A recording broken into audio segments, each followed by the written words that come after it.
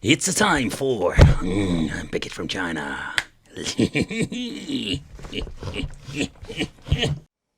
Hey guys, welcome back to the channel. It's awesome that you're tuning in. So in this video I want to take a close look at the Pocket Go S30, known as the Super Nintendo handheld. It does play more than only Super Nintendo, and the reason I'm a little bit late to the party, I had so much stuff laying around and I never got the chance to review it. So today we're going to take a close look at the Pocket Go S30. The device itself has an option for an external micro SD card, headphone. It can save games. It's kind of weird how they said like save games. It's actually like saving the games, quick load, quick save, or just save games. But nevertheless, battery life 4 to 5 hours, 3.5 IPS screen, so a little bit too tiny. Full screen original resolution display, and they mean like you can change out express ratio, or I think they mean like that. Screen brightness adjustment, and it has a 2000 mAh rechargeable lithium battery. But when you're looking at the packaging itself, they did a big improvement over there. So here, like first generation handheld from China, look at this, how flimsy and how bossed up the box is. But this was like the first generation, now we're going to get a very nice box. It's still bossed up, like the transport did this box not any good. But yeah, it's a box. But overall, like the packaging, it's very nice, and the handheld, I was really surprised with it. Like I had it for a lot of weeks or months in my storage, never got to it like to make a review, but when I got it in my hand I was completely surprised of the build quality, the way how it feels. Like the buttons feel very nice, it's got a very nice touch to it, and also when you're looking at the shoulder buttons, you can see like it has two different ones, like one that's more like a push and this is more like a trigger. I really like what they're doing over like the form factor. It's a very small, it's not too small for my hand. The D-pad feels very nice, a nice analog stick. Same like a Nintendo Switch, ABXY, select start. So we're going to get all the necessary buttons to configure for the most games. Over here we're going to get some LEDs for indication for the battery, headphone out, and then we're going to get here, like with the Pow Kitty logo, the SD card function. And this thing only has one speaker. It's quite loud, but a little bit bummer that they not give you like a stereo speaker, like for example here at the front somewhere, because it gives you like a way better experience. But let's take a close look in the box itself. Plastic. We're going to get this short Type-C cable for charging data transfer, and of course the limited edition yellow toilet paper manual. And this thing doesn't have a lot of explanation, just like how to adjust the volume, backlight adjustment, charging, specifications, and package includes. But let's talk about the specs, by the way. Nerdy time. And let's power it on. If it's going to be powered on. Pocket Go. Yes, let's go. Okay, so when you're looking at the menu itself, here we're going to find a couple of interesting things.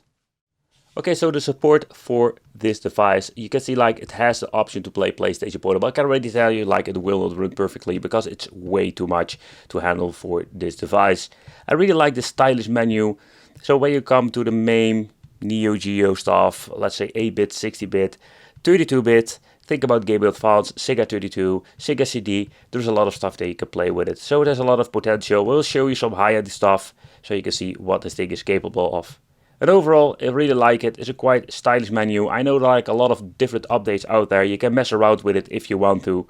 But overall, let's take a close look at it. Let's put it on the brightest setting, number 10. Will be more convenient to film this time. So let's try some games and let's see how this device handles it all.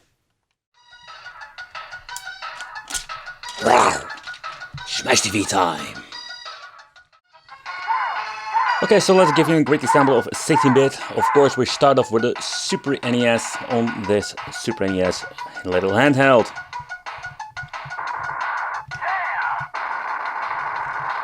The first thing I'm noticing, like the audio itself is very good for this tiny speaker that's inside this device.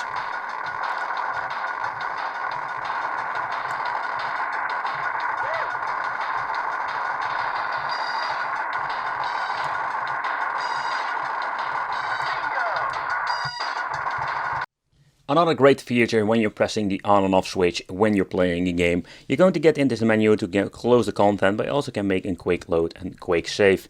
I think it's a super convenient thing. The only downside is that you can only make one quick load, quick save. Let's turn it on, let's put it in load. You can see like it goes from this point further. The results far I know, like there are no slave slots like with previous models. Next up, Mega Drive, or known as the Sega Genesis.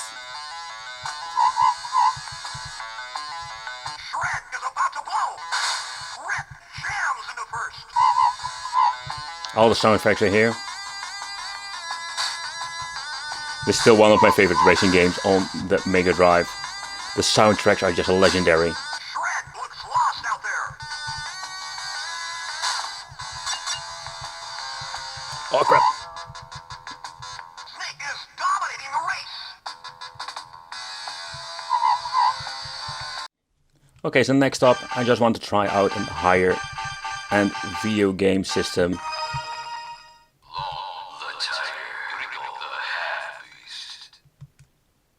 And the reason why is very simple, like a lot of the handhelds nowadays have more power and can run this way better.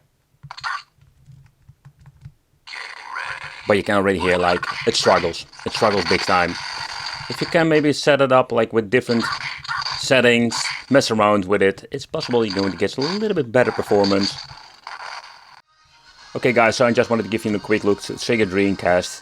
And in my opinion, this is just unplayable. It glitches out, and maybe with some tinkering you can get a little bit better performance, but this device is just not powerful enough to run it.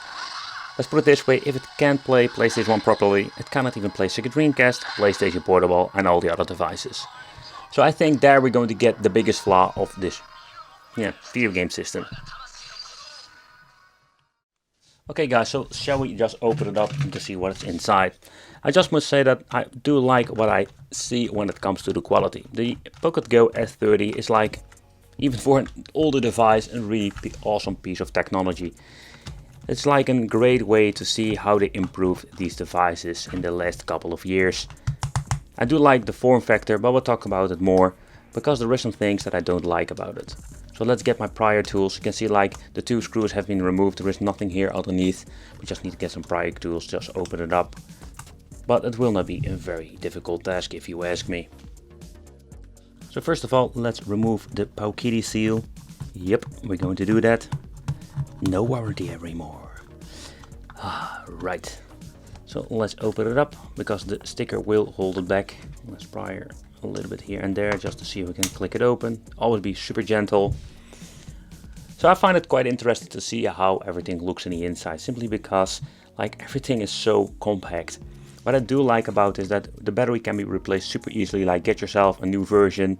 Get yourself the same battery. They can be found on AliExpress or your local electronics store. And then you can basically replace it with a plug. Take into consideration that you always need to order the right one with a different plug, because there are different versions out there. So over here the speaker, there is only one of them. A little bit of a bummer, because why didn't they give like an extra speaker over here? So far I can see there is some space for it. That would be such a better experience for the audio.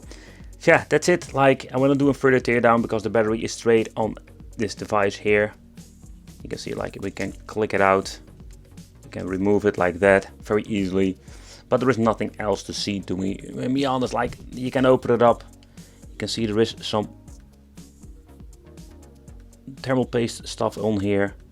Kind of weird, because the battery is on here. There is no cooling whatsoever. The PCB is not getting really hot. But then overall, this is what you're going to get in the inside. I just want to give you a quick look. Okay guys, so let's take a close look at the weight itself. Just to give you like an idea, like 162 grams is not a lot, to be honest. And this product feels so much sturdier. For example, with this X6, it's more like this fake PlayStation Vita. Let's give you a quick example. See, like the weight is almost identical. But the weird thing is like this thing feels cheap and flimsy, and when you're looking at the S30, it feels so much more like a quality product, and that is what is really surprising in my opinion. But okay guys, so what do I think of this device? So first of all, the S30 surprised me. When I basically got it in my hand after all this time that laying in my storage, I did see a lot of reviews, especially from my buddy Retro Gamecore, that made a video about improving this firmware, but just in getting some better performance. But I noticed like with this device, it's so much better quality, and it's such an underrated piece of technology if you ask me, because of this invasion of all these handhelds coming out. This one was just washed away in the seas of handhelds. Yeah, let me know in the comments what you think of this. Did you ever consider wanting to buy it? Yeah, well, after seeing this video, I'd love to hear your opinion about it. Would you consider buying it? Oh, the biggest complaint I had is like my left hand is getting really like numb, because this thing is way too small. So I need to cramp my hands around it. So it needs to be bigger in my opinion. That would be like my biggest complaint about it at the moment. But thank you for watching. Consider subscribing. Hit that little bell, become one of the Wicked family. And I will see you in the next video.